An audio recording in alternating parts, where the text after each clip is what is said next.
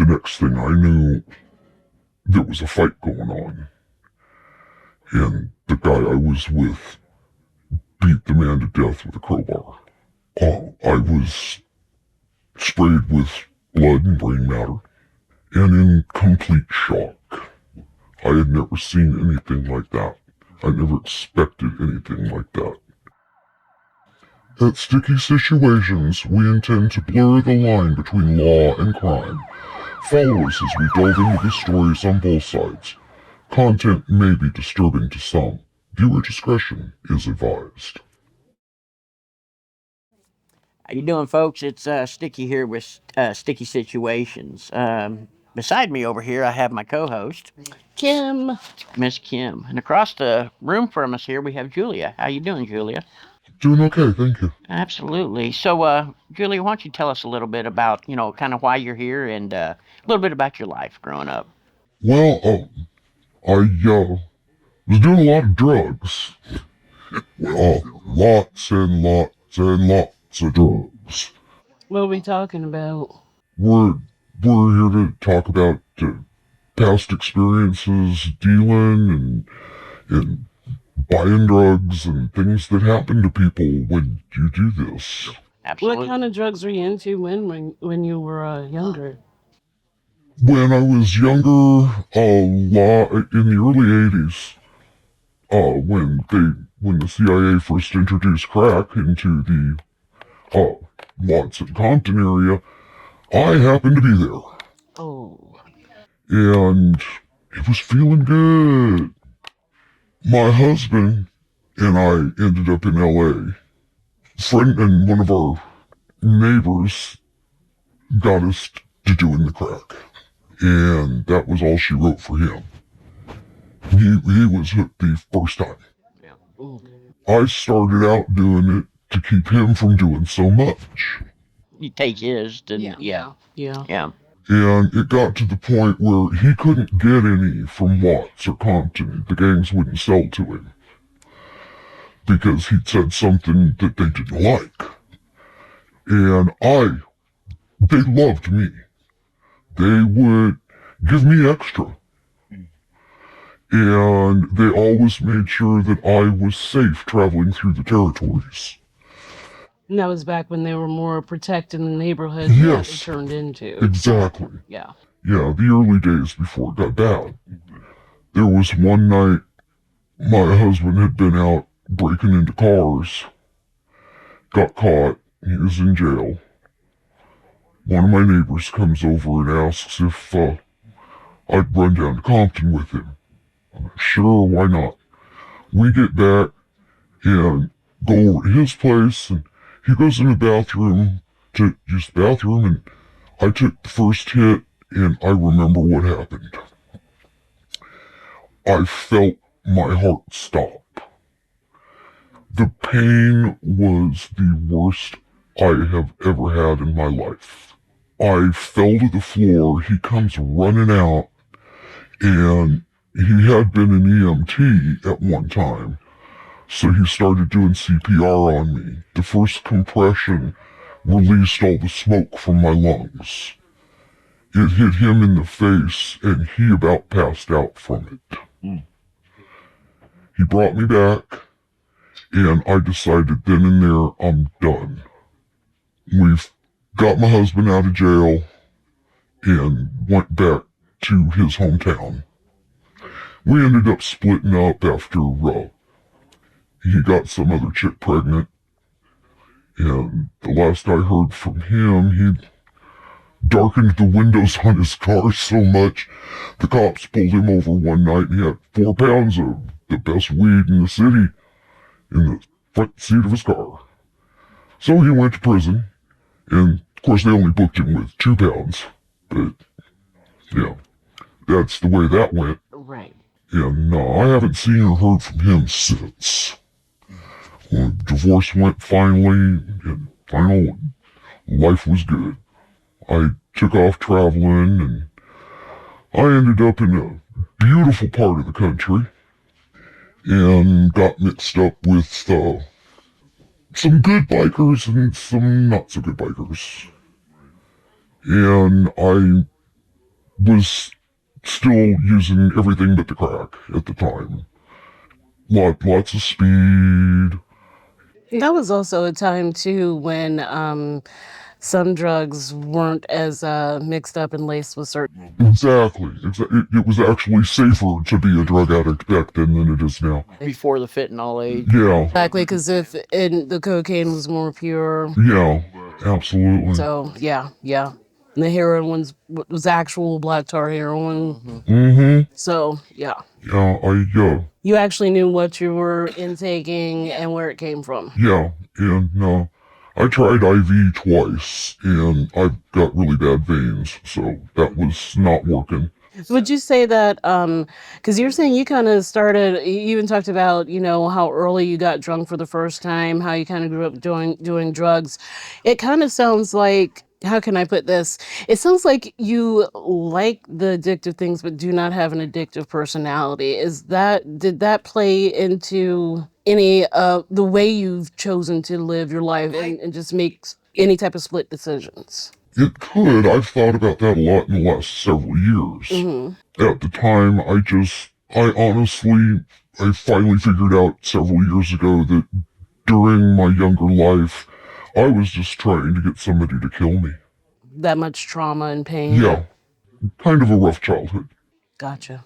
We weren't a poor family. We had a beautiful home. Everything was always clean and nice and pretty.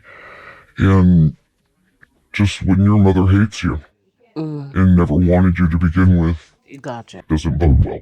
But, yeah, I got to dance on her grave. I know some people would say that's harsh, especially because it's your mom, but you don't get to choose what family you're born into. And after that person's gone, they can't choose how you see them anymore. Exactly. So I get it. Once I got away from her, my life changed completely. Okay. How long did that take? 28 years was I was 28 last time I saw her. Okay. And did some of the other things you were into, because I want to get into some of the dealing and the other things you were into, did that stop close to the last time you saw her, or was that? Oh, that was something that I was doing all the way through, off and on. So that was something separate in your life that had nothing to do with mine. Yeah, it was let's support the habit, make a little extra money. They really definitely have to have the rent this month, so. Well, how did you even, I guess, figure out where to get drugs from at such a young age? Was it just because they had been pushed so hard into the area? I started to seek them out. Mm. And you find that you see the people that you think, okay, man, these guys could probably have something really good. And you start to get to know them a little bit. And you chit and chat, and you say, hey, you know what? Let me know where I can get a little of this or that. Or, As a kid, how did you know that? I mean, because it sounds like the kind of, even though your mom did not want to be there for you, at least the kind of environment where you wouldn't be necessarily familiar with street lingo, what's out there, what things you can get into. How did that even get on your radar? after I left home, after I got out of high school, I went to school in another town for college and got invited to a couple parties. And it was kind of a fast learning experience through that. Gotcha. I actually had forgotten about one incident that happened during that time. I had gone to a party and some guy had dosed my drink. Fortunately, I was there with friends that carried me home. Good. And some people act like this is something so new because we've even had problems recently in bars, with people being roofied and everything. And this is nothing new. No. This has been going on for probably as long as humans have been around. Yes, it has. The ancient Greeks and Romans did it. Mm-hmm. Every major culture in the world has done it. Yep. Yeah, makes sense. So what age did you start getting into dealing? I was about 19, I think. And after that, having already used, you knew. Yeah, I knew everybody, and yeah, You knew, Yeah. hey, this person likes this, so let's do Yeah. this. Yeah. And you know I- how to look out for cops and everything yeah. by then. So, and I'm probably the only person that you'll ever speak to that does not have a felony conviction. oh my goodness. Yeah. And that was So you went through all that and actually no felony. I got arrested several times, but they could never get anything to stick. Now, was that because of your smarts or luck? A little bit of both. There was one cop in a town I lived in that really had it out for me, and no, I was actually delivering cocaine to the chief. Honestly, as much as I know about both sides of life, I'd like to say I'm surprised, but I'm not. A lot of people hold, if you've done anything criminal, I mean, I'm sure you see how society looks at law enforcement versus anyone who's living in the criminal world or close to it. You know, here are the chosen, here's the scum of the earth, Exactly. but we're all human. Uh-huh. You know, so I think people need to remember that, even especially with the interviews we're doing here and talking to you now, it's more about human experiences than is this person good or evil. Yeah. Because I mean, you know, everybody is susceptible to, you know, temptation. You know, something's gonna buy them. Yeah, some of it was luck because, like, when I was out in LA, I got caught shoplifting. But the cop that came, Yeah. he let me go. Get your life together. I'm giving you an opportunity. Don't do it again. Okay. Okay. I just didn't get caught again. Honestly, that's the thing. A lot of people think there are people who that every person who's done certain amounts or types of criminal activities in jail, but there are people who just No. don't get caught. yeah. And that sounds like you're definitely one of them. And you sound like you've lived a life. Like how did you escape all that when it came to to drugs? I mean, what exactly were you dealing?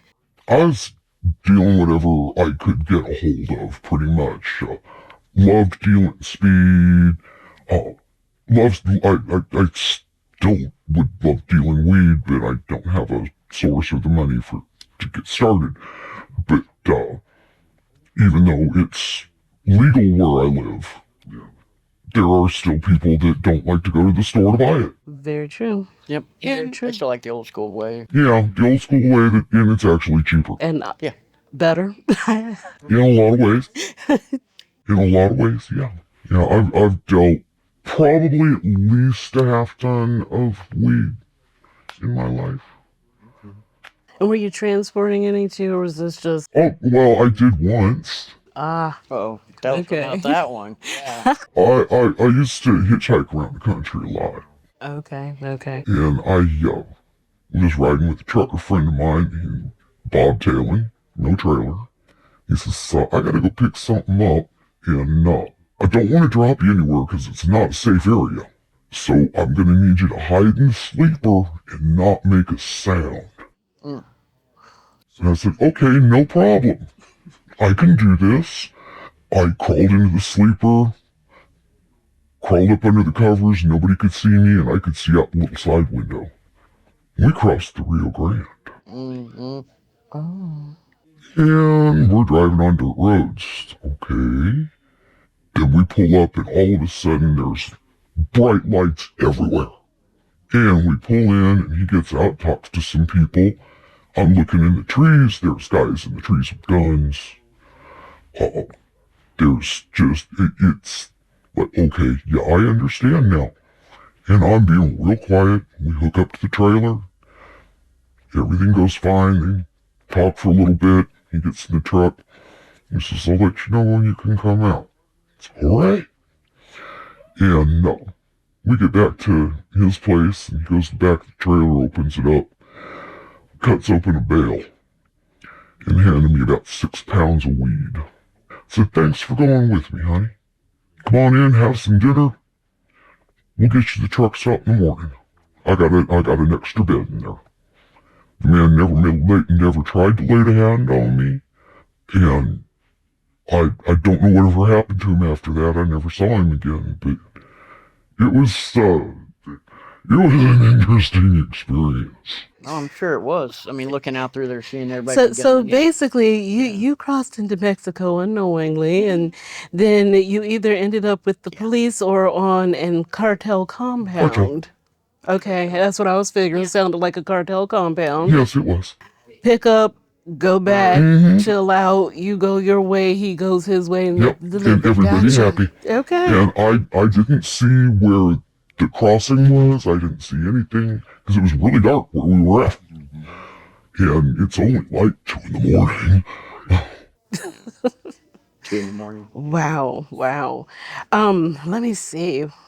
When I was thinking about some of the things you were talking about, how some of this started for you again, Mm. and then pushing the drugs into that area. A lot of people only think about the black people in the community. Mm-hmm. And you are definitely an example of it hit everybody in that Yes, it did. area. It ruined that I area. knew a high-powered lawyer that ended up dying over crack. Mm. Just I wasn't the one that sold it to him, but got a bad batch. yeah. I mean, how did you were you aware of what the area was like before that push of drugs came through? Did you see a change at all? I heard about the changes, Okay, okay. and it broke my heart. I've always been part of the underclass communities. I don't believe that there are different races, there are different cultures that people come from. And I've had dealings with every culture, even Islamic, and they were actually the most respectful, decent humans that I met out of everybody. They knew that I go pick up, I bring it to them, they pay me, I get a cut of what they pay me, and I'm good. Well, they'd always give me extra and feed me and just always being really cordial and nice. And that's really again an example. Nothing's ever black and white. Exactly. Yeah. Yeah, you're just still talking about people and their experiences. Yeah, I've met a couple mafioso, Okay, okay. but Any big cartel people that you had to deal with when you were dealing? no, I always tried to stay kind of in the background as much as I could. Gotcha. You weren't interested in being known. No, no. I don't blame you, honestly. I mean, Well, I mean, unless you're really trying to be after that power, there's no reason to be on their radar. I've never been after power. I just wanted to survive. yeah. That makes sense. Yeah. What have you had to either defend yourself in a because of the lifestyle you'd chosen during that time and the way you were surviving? What was maybe the hardest situation you've had to pull yourself out of doing that? It's tough for me. It's been a little more than 40 years, but it's still pretty tough. I was in a really pretty part of the country, hanging around with the bikers, living the life, and got hooked up with this one guy. Things were going really great for a while, and we were going over to this guy's house to cop some. He wanted some heroin, and I just wanted some weed or something. And no, I was sitting on the couch, and they were at the table off to my left. And the next thing I knew, there was a fight going on. And the guy I was with beat the man to death with a crowbar. I was sprayed with blood and brain matter, and in complete shock. I had never seen anything like that. I never expected anything like that. And he just looked at me and left. He left me standing there. Neighbors heard what happened. They called the cops. I'm still standing there just... For 2 weeks I didn't say a word. They charged me with the murder. They knew I didn't do it. I decided that I'm not taking the fall for this. So I spoke up, finally. 2 days later, they let me out, and I was walking down the street to go pick up my stuff and get the hell out of town. I got kidnapped at gunpoint. My guy's brother. He took me to a warehouse where there were 13 other guys. And for the next 3 days, I was beaten and raped, bones broken, couple of skull fractures. They left me for dead. Well, the gods were looking out for me that day. Because they left in the middle of the night, and I was laying on the ground, just a bloody mess. Could not move. Real estate agent showed up to show the warehouse and found me. Had she been 5 minutes later, I would not be here. Well, I'm glad you're here. Yep. I spent the next 16 months recovering under police custody. I think all the guys disappeared from the area. And I decided, okay, I need to go home. And I went home and I tried to continue my life the way it was. I was so terrified and just I still have pain from it. I have scars on my lung from where my broken ribs punctured when they moved me. It was the most painful, terrifying time of my entire life. And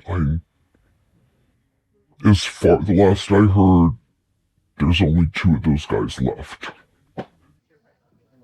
Well, hopefully you had some friends that took care of that for you.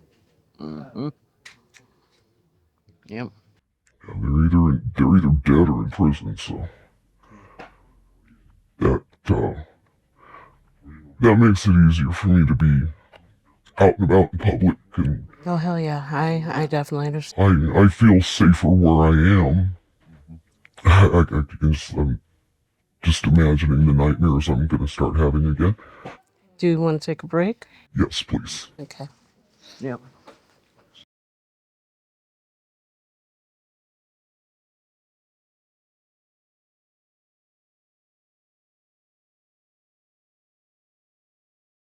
Well, I was thinking about some of the more specific things that you have gotten into. Like, for instance, is there a different way maybe you sell one drug versus another? Oh yeah, Different code words, definitely. names for it. Yeah. Tell me a little bit about that. How did you kind of work those situations? It was all a fast learning experiences. Okay. You hear something, okay, and listen real close. Okay, that's what that is. All right, now I know that. So now I know when I can sell this, and I can call it this, and they will know what I'm talking about, and they'll get what they want, and I get money. How much did you know about or have to learn about the actual use of those drugs, how they actually hit you when you use them? I experimented with everything. Okay. So you could actually be Yeah, like, yeah, this is a good yeah, batch, or this yeah, is how you use this, yeah, or how much you take of that. yeah, Okay. yeah. Okay. Selling sheets of acid at the rock concerts that I went to, those were fun. That was fun. And I bet you made bank on those too. Oh boy, did I! What was the sheet selling for? I was oh god, how much was I getting? I was so high.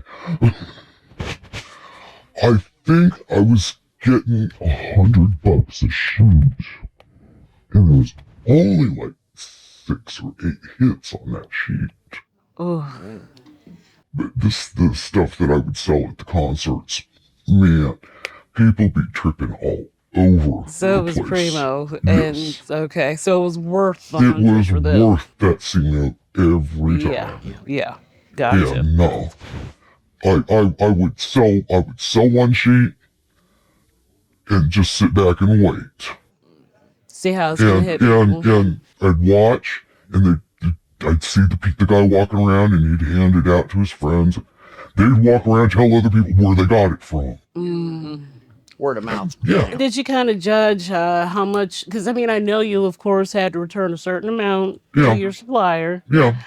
But did you also, in that moment, because I know you got to think about prices, see how it was hitting people, popularity, and then judge, okay, this is how much I'm selling each sheet. So it's basically supply and demand, just Yeah, like your store. yeah, pretty much. Yep, basic economics. Exactly. Exactly. I want a product. How good is that product? How much do I have to pay for that It's like, product? okay, I got this quarter pound of weed over here. I'm gonna break it down into eighths. Now this quarter pound of weed costs me this much, so I divide that.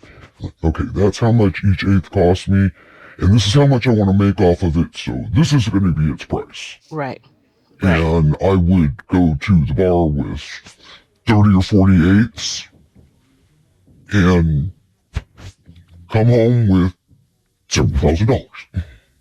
Now, at the time, were you thinking like fast cash, fast life, or were you thinking save up for when, Oh no, it was always it was always spent. so you felt like this was going to last forever? Kind of Yeah, a, okay. yeah. And I always kept an eye on my surroundings and different people coming around and new people seeing things going on. And I always decided, okay, time to quit for a while. Gotcha. And I quit selling. And other people were getting busted, but I wasn't. Either you quit selling, switch up what you're Yeah. selling, or where you're selling. Exactly. You know, there's times like these I realize how much I do know and how much I shouldn't. The more you know. Yeah. They had that on PBS back. Yeah, I'm a walking diary, and I have many locks. Good luck finding the keys. Yeah, I have a friend who is begging me to write a story about my life. If I wrote a story about it, I'd want to be more specific about things. Yeah. And some of the people I might mention, even if I mentioned them by a different name, might figure out who they were. And Because if someone knows you, yeah, knows your history, Yeah. those people, they can just easily backtrack. exactly. Yeah. And you don't know who may have been involved in what situation that Yep. you're discussing. hmm And I think maybe what about one of those things where you write it and you say upon death, publish, you know? Yeah. But then again, if you're just trying not to implicate other people versus only trying not to pull things towards you, then I can understand holding Yeah. off. Yeah. Yeah. Little bit of both. There are some people that are still out there that there's a lot of love in this world that I was in for so long. And there's actually a level of respect between the players. Yes. And I think that was one of the things that I really enjoyed the most about it. I was going to actually ask, because that's actually the thought I was on. Because I know, even from when I was younger, and the things that I witnessed and knew about, the game's changed. Yeah. How is that? What things do you see have so majorly changed when it comes to either law enforcement and they're dealing with things? And I know part of that's law and laws and Yeah. testing of things, but then even the way people on the criminal side of the world handle things, it seems like they're not following the same Yeah, rules. yeah, they're not the same as we used to be. Different rules It's like of no engagement. no respect and no Yeah, no there's no boundaries. respect and no boundaries, and and they took the love out of it, and the love for each other, Yeah. and Because a lot of times the people you hung around with, they ended up being almost like your second family or just a yeah, family you yeah, didn't have. they were all the family I needed. Yeah. Yeah. And you knew you had to have each other's back. You respected each other, and you're there for each other, right? Absolutely. Yeah. And I noticed that's one thing I don't see as much now. Yeah, So, yeah. I had a dealing for some weed here just a few months back. Kid was a gang member, and I told him all I want is the weed, right. and he kept trying to push all this other shit. And it's like, no, that's not how you do it. And we got into an argument. He ended up being forced to go away from the area. Good. And no, I've gotten bad weed from gangsters. I got dosed with PCP several years ago. Actually, I have too. The time I got laced was with weed. Yeah, PCP. yeah, I got. Well, see, Bad that's trip, the man. thing now too. Back then, PCP was what everybody laced with. Now it's fentanyl. Yeah, Yeah. Now it is fentanyl. Yeah, I'd rather have the bad yeah, and PCP trip than when fentanyl. I ended up in the hospital over the PCP thing, there was one particular nurse who just she would not believe that I didn't do it intentionally. A lot of And, people believe if you touch any, if it's, yeah. yeah, I understand. Oh, what, talking about that though, it sounds like just you found people, just like even the hitchhiking, that level of respect, there were just rules. yeah, there were rules. Because the fact that you can, after you've been through what you've been through, the things you've chosen to do, can talk about the love. That is one thing that I think younger people who are living a lifestyle, just I don't hear that. I don't hear the love. I hear about, is business, nothing personal, keep your mouth shut. But It's it cold. is It's personal. yeah, it is. Yeah. You can't take the human out of it. You can't Yeah, separate the two things. yeah, every business is personal. Yeah. Yeah. And frankly, I think people do better when they make it personal. Yes. I mean, you know your people, they know you, Yeah. and you actually build some loyalty Yeah.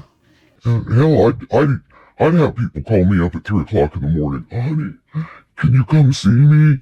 I got this much money and this is what I need. Okay, where you at? Yeah. I'd get up, And go sometimes, deliver. yep, you're there for them emotionally. I bet you Yeah. sometimes you just float them, sometimes you just give it. Yeah. There was one guy I knew that every time I saw him, I'd hand him a bud. Never asked for a dime. It's that community. Yeah, That sense of absolutely. community. I was walking through downtown one evening. I was a bit nipped, bit drunk. I was stumbling through town one evening, a little drunk, and a couple guys were following me. And it's pretty late. There's not a lot of traffic. And I'm just kind of walking around. Didn't want to go to my car because I didn't want to see what I was driving. Of course, of course. Well, my friend that I would always give him weed to, he was sleeping up under a tree. I walk by and calls me out. Says, hey, babe, you okay? And I said, I don't think so. He got up, grabbed his stuff, walked around with me for an hour till these guys finally gave up. Yep, I believe it. I do believe it. That was the community that I was a part of. And it's rare to find people like that today. And I've been in bar fights. Were you a girl that could throw down back in the day? I mean, like, My daddy always taught me, if you're going to be in a fight, make it a 2-hit fight. there you go. Yeah, you hit them, they hit ground, you're done. Well, that means the way it sounds like, still don't mess with you. Yeah. I may be old and feeble now, but I still got a trick or three up the sleeve. Well, I mean, it sounds like regardless of, people just look at being so black and white so negatively, but you lived a life.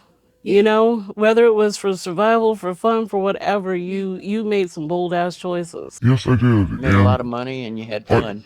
I I regret a couple of them, but you know, if you don't have a regret or two in your life, you haven't lived. Exactly. Exactly. Yeah. It's better to say that you have a couple of decisions you wish you hadn't made instead of saying you have a whole life you never lived. Yeah. So I really enjoyed talking to you. I enjoy talking to you guys. Enjoyed Thank you. listening. Yeah. I didn't get to talk much, but Yeah, sorry, Sticky. I hijacked the whole thing. it's okay. I enjoyed every minute of it. I'm telling you, Julia. Thank you. Julia, yes, I really Thank you appreciate it. both. I appreciate your honesty, the candidness, Yeah. and some of those really difficult moments you shared. Thank Yeah. you. Yeah, for sure. Till next time. To life. Yeah.